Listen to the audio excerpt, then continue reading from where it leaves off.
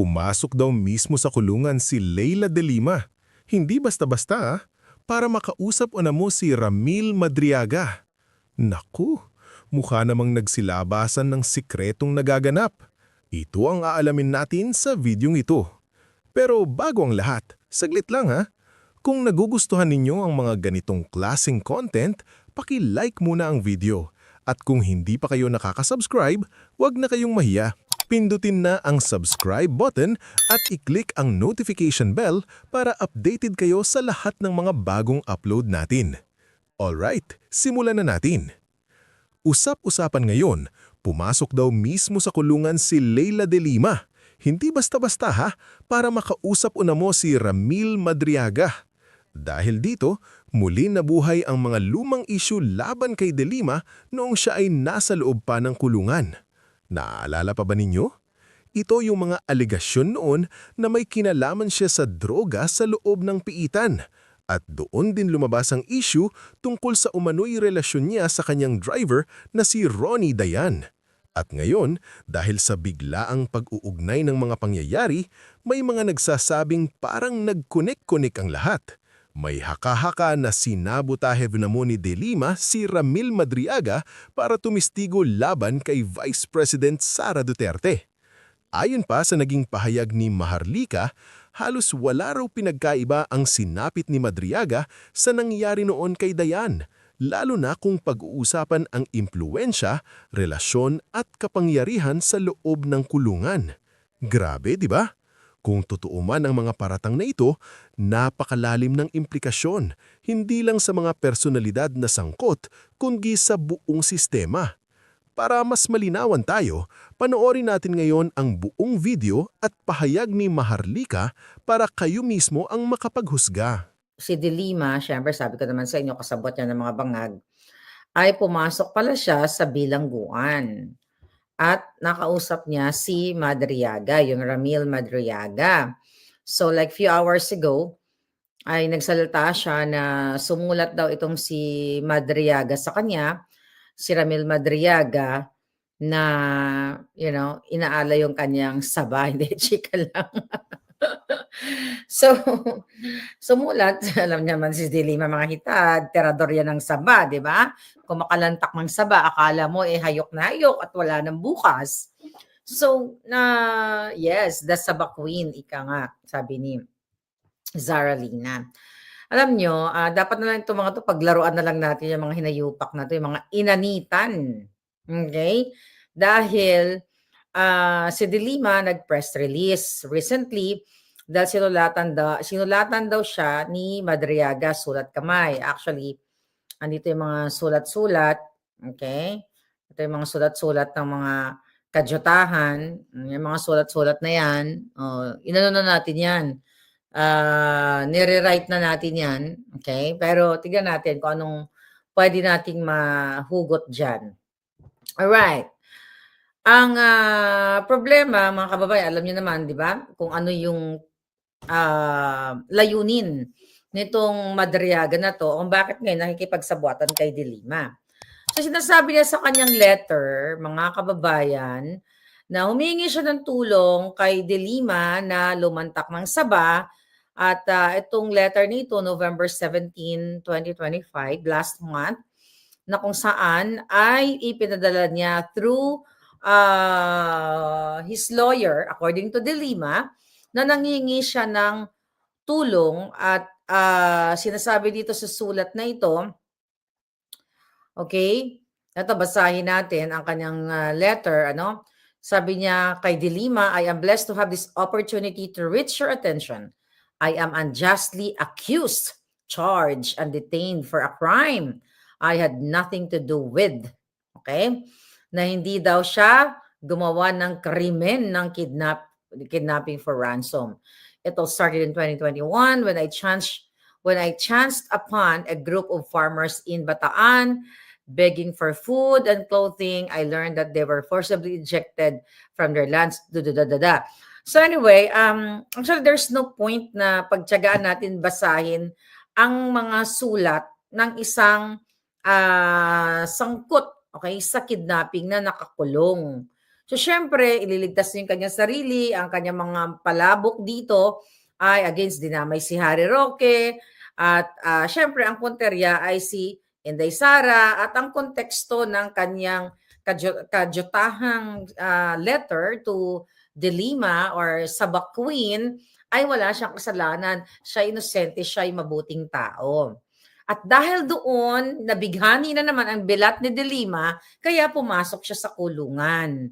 I think, sabi ni De Lima, December 8.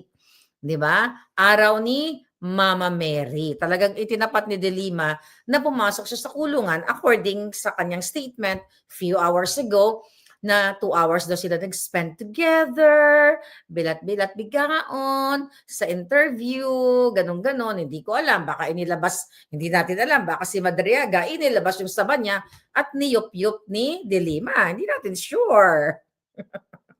Di ba? Wala tayong kaalam-alam. Baka naman ang puhunan ngayon ni Madriaga para magpatulong kay De Lima ay ang kanyang boto.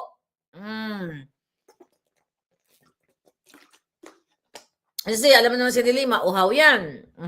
At sinasabi naman niya, yung buto, pag nakakita siya, ay lumalabas ang frailty of a woman. 'Di ba? Parang si Ontiveros, na 30 years nakakilala si Llamas, na naglalamas-lamas sila sa kanilang buhay-buhay. Tapos nang tinanong siya kung married or not si Llamas, ang sabi niya, hindi niya alam. Tapos sabi ni Munzon, bakit naman, Winnie, di ba? Winnie Monzon, na 30 years kayo magkasama, hindi mo alam kung married or what. Sabi naman itong ni Llamas Queen, what? What the what? Anyway, pareho silang mahilig sa saba. Pero masarap naman talaga ang saba, lalo na kung talagang totoong saging na saba. Dahil favorite ko yan ang kinalakayan naming saging. Pero syempre, if you talk about De Lima, ibang konteksto ang saba sa kanya. So sinabi ni De Lima, mga hitad, na 2 hours daw sila nag-spend together ni Aramil Madriaga, at pinakinggan daw niya ang sinabi na makakapagdiin kay Inday Sara at sa mga Duterte, bla bla bla, eklabush, kasi daw ang statement ni Aramil Madriaga is so powerful na talagang kailangan imbestigahan dahil may mga ebidensya. Pero itong putang inang mahilig sa sabang ito, di ba? Yung expose ni Zaldico na kompleto sa recados, may pictures at maliwanag na si Zaldico ay itinalaga ni Bangag na chairman sa Committee on Appropriation, kasama ni Tambaluslos Martin Romualdez, kasabwat ni Bangag, walang ginawa ang Saba Queen. Dahil inamin naman niya na nilamon niya ang mga saba. Diba? Ang buto ni Dayan. De Lima. So ngayon, mga kababayan, ikaw hinayupa ka, De Lima, kukunin ka na ng lupa, diba? Yung kapukpukan mo dyan sa saba, dahil sinabi mo naman yan, kung tinanong ka kung bakit mo pinatulan ng isang driver na katulad ni Ronnie Dayan, na ikaw ay mataas ang antas sa lipunan. DOJ Secretary, abogado. Nung tinanong siya, ita-translate ko sa Tagalog, bakit mo pinatulan ng driver? Dahil sa kahinaan sa aking kalibugan bilang isang babae, dahil kahit i-google nyo yung ibig sabihin ng frailty of a woman, di ba, kapurukan sa kaputahan. Di ba? Kasi may asawa si Dayan eh. So, So ngayon, ang jutang Genemes na ito na kailangan maimbestigahan dahil mapanagot si Sara Duterte, ganito, ganire, ekla-eklat, di ba? Tapos si Zaldico, wala, double standard talaga itong mga hayop na ito eh. Kaya talagang ewan ko sa inyo mga dilawan. Di ba kung bakit kayo nagpapaniwala sa isang abogadang ngetpa, matakaw sa saba, umamin na kaya pumatol sa kanyang driver dahil sa kanyang kahinaan. At nakakita ng saba, ganun-ganun ng saba, gatigas-tigas ang siba, nilantak ng lola nyo. Kakahiya, di ba? Tapos may mukha pa silang iharap na gano'n. Tapos ngayon, pumasok na naman sa kulungan. Ano naman si De Lima? Favorite talaga niya yung kulungan. Remember the Believe days? Masayaw-sayaw pang alpotera niya, ganyan-ganyan. Ano yon? Ngayon, sabi niya, syempre tandem sila ng Malacanang, 'di ba? Ng mga bangag diyan sa Malacanang, natutukan si Sara Duterte kasi naku, itong mga statement itong ano na 'to, itong Madriaga na sangkot sa kidnap or ransom na may mga napatay pa doon sa kanilang mga operation and everything. Kailangan tutukan, kailangan malaman ng taong bayan. Pero si Zaldico na nag-expose kompletos Ricardo, sabi ko nga, ngayon ay gustong ipakidnap at dukutin ng buwakan ng inang Marcos Jr. na ito na punot dulo ng kahirapan, ng krimen, ng kadurugan, ng pagnanakaw sa kaba ng bayan dyan sa Pilipinas. Di ba? Tahimik ang mga demonyo lang ha, kaparian, na kumakampi kay De Lima na, ito kayong mga pare, ikampi-kampi nyo pa si De Lima na umamin sa kanyang kalandian at yun ang kahinaan kapag nakakita ng sabas, subo agad. Di ba? Nakita nyo? Kaya buhay natin sa Pilipinas po, ulit-ulit na lang tayo dito. Walang mangyayari sa bayan natin, okay? Kung hindi kayo kikilos. Sabi nga, nanood ako sa Spokes Hour ni Atty. Harry, which is lagi ko naman sinasabi, nasa tao ang gawa, nasa Diyos ang awa. Ngayon, dahil kayong mga pinglawan na nagpapaniwala dito sa kabiga-biga ni De Lima, di ba? Di pa matori ba yung De Lima? Na umamin ka, may asawa yung driver mo, nilamon mo, ginmuol mo gidag iya nga buto man. Ginom-om mo galinti, ba pa di putar. Kalakas ang mandar mo mag-om sang buto ni Dayan. Tapos ngayon nagsulod, ngayon pumasok ka na naman sa kulungan. Ano, dako ba ang buto ni ni Ramil Madriaga? Ano ang kapalit nito? Kasi I don't know, kung tigang ka, I doubt it. Di ba, Vance Vlog? Oh. Ngayon, sasabihin, kailangan imbestigahan daw, chuchu-chuchu. Alam naman natin. Ito, sumagot na nga si VP Sara dyan. Di ba? Na hindi lang naman yan unang bato. Dahil 2023 pa lang, sinabi ko na yan sa inyo. Patungkol dito sa operation, eliminate the enemies. Balikan uli natin yung 2023. Pasabog ko yan, dudukutin si PRRD, gugurgurin, kukunin ng ICC, expose natin yan, si Pastor, si Senator Bongo, si Senator Bato, si Inday Sara. Lahat yan. Ngayon, nangyayari na. Kampi-kampi na itong mga hinayupak na ito. Katulad nga itong si De Limang lumantak sa Saba. Dahil inamin niya, pumasok sa bilangguan. At sinasabi niya na dapat talagang imbestigahan si Sara. Pero ulit, yung pagnanakaw ni Bangag, ni Sandro Marcos, ni Tambaloslos, na dati si De Lima ay anti-Marcos pero dahil nabigyan, baka niragaluhan pa ni Lisa yan ng sabay. Diba? Ngayon wala silang sinasabi about sa pagnanakaw ni Bangag, sa pagnanakaw ni Sandro. Nagmumura na ang ebidensya. Kaya nga, my friend, my BFF, Zaldico, I know you're listening, darling. Okay? Ipa-apostil mo na yan palangga. Nag-usap tayo sa panaginip ko, di ba? Nag-usap na tayo sa panaginip ko na gagawin mo ang lahat at sinangako ka sa akin na hindi ka magpapahuli sa mga demonyong bangag. Okay? Gawin mo na yan dahil sabi ko nga, kahit naging kabahagi ka nila, okay? Kakampihan ka ng taong bayan and we will deal with you later. Okay? Ang importante ngayon ay nasa tamang direksyon ka na. Ipapostil mo na lahat yung mga ebidensya mo, yung mga pictures, lahat ng exhibits. Di ba? Sayang naman yung mga magagaling mong lawyers dyan na binabangga ko rin, di ba? Alam niyo naman yan, open book naman tayo open book. You know that, it's public knowledge and public documents nandyan na kinasuhan ako ni Zaldico. May mga lawyers siya. Kung kaya mong magbayad ng dikampanilang lawyers dito, kaya mo rin. Gawin ang tama. Because this time, ang magbe-benefit sa kaso na ipa-file mo, not really kaso, yung testimonya mo, ay taong bayan. Na madudurog natin ang bangag. Gamitin mo lahat ng natitira mong power, my BFF. Para mapanagot si Sandro Marcos, si Martin Romualdez na tinraidor ka, na ginamit ka para kasuhan ako, buwisitin si Inday Sara, pagbintangan, di ba? Ng siyeminet. Oh, ngayon, ikaw na ang gugurgurin. Ano, balik tayo dito kay Dilima na ito. So ito mga kababayan ang gusto nila mangyari ngayon. Mga syempre, 'di ba, yung mga kasinungalingan itong si Madriaga, 'di ba, na ang sinasabi niya dito, ano ba yung mga sinasabi ng kasinungalingan niya? Okay? Tungkol nga, alright.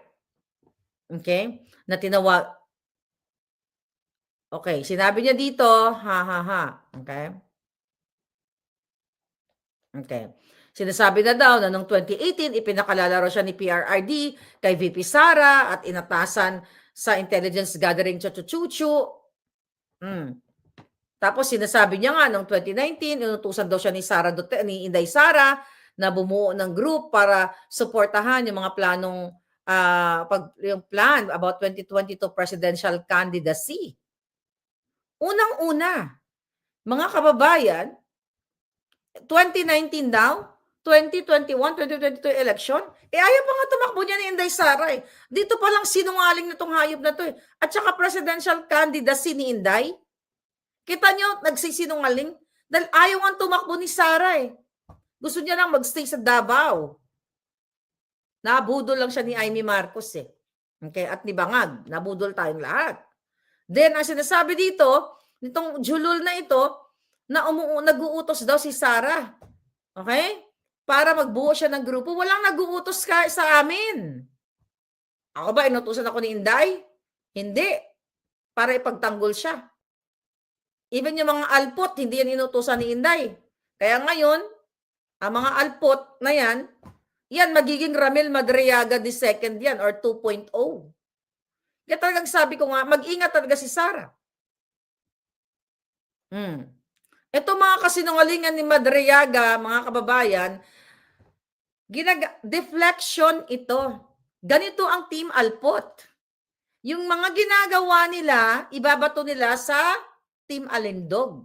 It's the same thing na ginagawa ni Madriaga now, na kesyo, noong December 2022, tinawag daw siya ni Colonel Nolasco, which is dininay na yan, na dumating daw yung sasakyan ng DepEd na may 4 duffel bags ng pera. Nakita nyo? Deflection, di ba? Si Zaldico, ang kay Zaldico may ebidensya, may pictures na mayroong mali-malitang pera.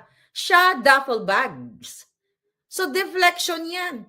Yung kahayupan ni Bangag, yung pagnanakaw ni Bangag, na pinatunayan, kinonfirm ni Zaldico, kinonfirm, kasi expose ko yan eh. Yung mga maleta-maletang pera yan, 2023 ko pa sinasabi eh. Kaya ako kinasuhan ni Zaldico. Then, imagine mo, kinonfirm ni Zaldico yung mali-maleta. And now, dinideflect ni Madriaga ng mga Bangag, kasama si Dilima, na pumasok doon. Kailan ba ito nirelease? Itong Madriaga na ito. Anong pizza nakita ngayon palangga? 13 o 8? Okay. Okay, 8. Yeah, o tama. So, ito, sul-sul na ito ni Dilima. Hindi ko alam. Baka, sabi ko nga, baka niyop-yop niya yung boto ni Ramil Madriaga. Hindi natin alam. Kasi tas biglang nagkaroon ng ganitong statement. Kasi si Dilima, si Trillanes, yan ay mga asong ulol na ngayon ni Bangag at ni Lisa Tanas. So, meaning, atong ginagamit ng duffel bags. Sige nga, maglabas ka nga ng pera. Ay, ng duffel bags. Inahamon natin. Nasaan yung ebidensya? Tapos bawat bag daw ay, 33 to 35 million? Di ba yung kanyang statement ay the same pattern na ginagaya from Zaldico. 35 million iniwan sa isang comedy bar sa Timog kung saan nakita niya si OVP spokesperson Reynold Monsayak. Okay, kung titignan natin ito, yung kanyang kasinungalingang statement, di ba, OVP, okay, hindi niya dineliver, okay, alam natin kasinungalingan, hindi si Sara, hindi personal. Hindi katulad kay Zaldico at kay Master Sergeant, who's that? Master Sergeant, I forgot, Guteza. Okay? Na dineliver mismo sa Malacanang. 'Di ba? Doon sa address na sinabi ni Goteza na nag-match or nag-corroborate sa statement ni Zaldico. Pero ito sa comedy bar, ganyan-ganyan, I don't think, kung gagawa ka ng ganitong klaseng anomalya, ay pupunta ka, magdi-deliver ka sa comedy bar sa Timog ng maraming tao. Pag gumagawa ka ng katarantaduhan, katulad ni Lisa Tanas, katulad ni Bangag, katulad ni Martin Romualdez, di ba, pinapadeliver mo doon sa secluded and secured area na walang makakakita. Doon pa lang kung titignan mo sa comedy bar, gagawa ka ba ng eksena, deliver mo yung pera, ang daming mga backlosh doon. So, ulit, another deflection ng Bangag o paglilihis, pagtatakip sa tunay na magnanakaw na si Bangag Marcos Jr. Adictus Benedictus aka Botomesa. Diba? Did another thing, magkahiwalay na insidente with 80 million naman daw at inabot daw niya, okay, sa magkahiwalay na insidente o na pangyayari ang white Toyota Vios na may 80 million cash. Iniwan ito sa SM Mega Mall parking. Di ba? SM Mega Mall parking. Well, alam naman natin na kasinungalingan ito, di ba? Then, mga kababayan, another kasinungalingan, 1 billion. Okay, pero actually, yung sinasabi niya dito, mga kababayan, hindi talaga direkta kay Inday Sara. Ginagamit na lang niya yung mga taong nakadikit kay Inday Sara. O, katulad dito sinasabi nitong Madriaga na ito. January 2022 na tumawag daw si Vice President sa kanya. Okay? Inutusan daw siya para kunin yung Honda Civic na may cash. Do you think ganyan kasama ang Vice President? O gagawin ito ng Vice President? Kasi kung gagawin ito ng Vice President, mga kababayan, i-base natin dito sa testamento niya na tumawag si Vice President at inutusan siya na kunin daw ang Honda Civic na may cash. Do you think kung ito ay totoo, ganong katanga ang isang abogado na naging mayor, vice mayor, abogado, katulad ni Sara, natatawag na lang, sige kunin mo yung Honda Civic, may laman na pera yun, na pwede siyang i-record doon sa statement na yun. Kaya nga si Bangag, di ba? Well, hindi nga natin alam kung ano pang hawak na ebidensya ni Zaldico laban sa mga Bangag. Di ba? Ngayon, para mapatunayan natin to there's no point na mapapatunayan. Dapat kung naglabas itong hayop na itong Madriaga na ito na sinabing tinawagan siya ni Sara para talagang compelling yung mga pinagsasabi niya, nag-attach siya ng screenshot ng documents. Dito, alam mo, very powerful to eh. Sabi niya, January 2022, nag-attach siya kung ano ginamit yung Smart Globe, whatever, through what? Through Viber ba, Signal ba, o kung ano man, na here, nag-usap kami. May may call logs, di ba? May call log siya na patunay na nag-usap sila. Pero ito talagang tunay na laway lang. Hindi katulad ni Zaldico na talagang ang kanyang testimonya, maniniwala ka. Dahil unang-una, ako ang naglabas patungkol dyan sa deliver na paldo-paldong pera na mali-malitang pera. Kasi nung una, magkakampi si Zaldico, si Bangag, si Tambaluslos. Kaya nga, di ba, inutusan yan si Zaldico, nakasuhan ako tungkol dyan sa expose na yan. Bahay sa Paris at yung bahay ni Zaldico sa Forbes Park. Yan. Pero dahil si Zaldico na ngayon, ang gustong gurgurin, ang ipitin, kinancel na ang kanyang pasaporte, gusto na siyang patayin ni Bangag. Kailangan niyang magsalita at idepensa niya yung kanyang sarili. Yes, voice call and lags na hindi AI, sabi ni Tito Delfino. Exactly, Palangga. So ngayon, mga kababayan, at yung sinasabi pa nitong Jutang Ginimis na to, Madriaga, nakipagkita raw sa kanya si Attorney Manscarpio sa BGC, at ayun, inutusan daw siya na kunin yung magnetic lifter sa Bureau of Customs. Ano to, kaputahan ito? Nasaan ang ebidensya mo? Hindi katulad kay Zaldico, malinaw, bicameral, scam, budget insertion, andyan ang dokumento. Mali-maletang pera, nandyan. Asan yung duffel bag na sinasabi nito? Imposible na hindi niya pipicturan yan. Yung mga ganitong, kaya nga dapat itong mga politiko, wag kayo pumasok sa ganitong transaction. Kasi magkasundo kayo ngayon sa pagnanakawan, later on, magbabaliktaran kayo, magsisiraan kayo, maglalaglagan kayo. Kaya mahirap pumasok sa ganitong klaseng larong sindikato. Kaya kung ikaw ay politician, kung gusto mong maglingkod ka lang. Huwag kang pumasok sa ganitong klaseng, pare, may 1 million ka dito, 5 billion ka dito. Atin na to, ganyan. Utusan mo si Zaldico, kita mo, may ebidensya si Zaldico. Kasi, pagdating sa ganito, pag naglalaglagan, may ebidensyang ibabato sa'yo. Di ba? Yun na nga, napaliwanag ko na to, na sinasabi ni Madriaga na yung pondo, di ba, na ginamit ni Inday Sara, galing daw sa Pogo operators at drug, pulburon dealing, ang butang inang bangag. Si Mark Anthony Sayarot na nahuli ng 1.8 million. Di ba? 1.8 million. Almost 2 tons of illegal na pulburon papunta sa Australia. 'Di ba? Kinasuhan, sinurveillance ng PIDEA. Tinrabaho ng PIDEA for more than almost a year. Sinurveillance siyang si Sayarot na yan at na-intercept ng Australian Federal Police. Nahuli ng PIDEA 2 bahay doon sa Forbes, somewhere there. I forgot the exact address. But anyway, mga kababayan, anong ginawa? Naabsuelto pa sa panahon ni Bangag dahil itong si Mark Anthony Sayarot kasama ni Bangag Jr. sa New York nung first visit niya sa New York City. Kung natatandaan ninyo yon, mga kababayan, yung ating expose, tapos bibintang si Sara na may sangkot dito sa pulburon na ito. Di ba? Ang totoong sangkot sa pulburon, ito ba, i-ano lang natin to ha,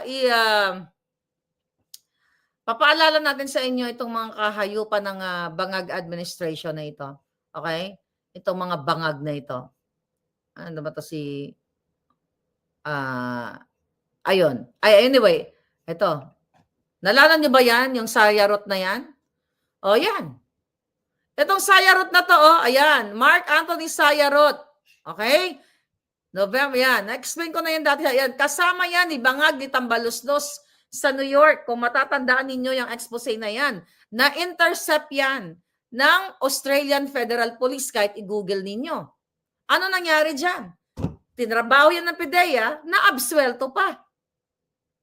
Tapos sasabihin, si Inday Sara, ang may tumanggap sa pera ng pulburon?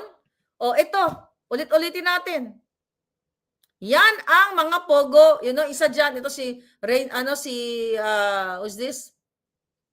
Rainier Chu, napaliwanag na natin yan the other day, Cassandra Ong. Pogo, ayan malinaw, Yang konteksto ng litrato na yan ay nakipag-meet up si Bangag at si Lisa Tanas dahil binigyan siya ng pera ng mga Chinese operators ng Pogo. Pinaliwanag na natin yan sa inyo kagabi nung mga last year pa, mga kababayan. So ngayon, ang gagawin na ng mga hinayupak na to, kasama si De Lima, sa buwatan, kasama si Trillanes, hindi talaga titigilan si Sara Duterte. Kaya nga dapat talaga, mapuksa nyo na yung mga adiktus, mga bangag, na patuloy na nagbibigay sa inyo ng kalbaryo sa buhay ninyo. Habang sila ay nagpifiesta, may mga bahay sa ibang bansa, katulad nung Congressman Momo. Okay, na ngayon, recently, na kinasuhan sa ombudsman.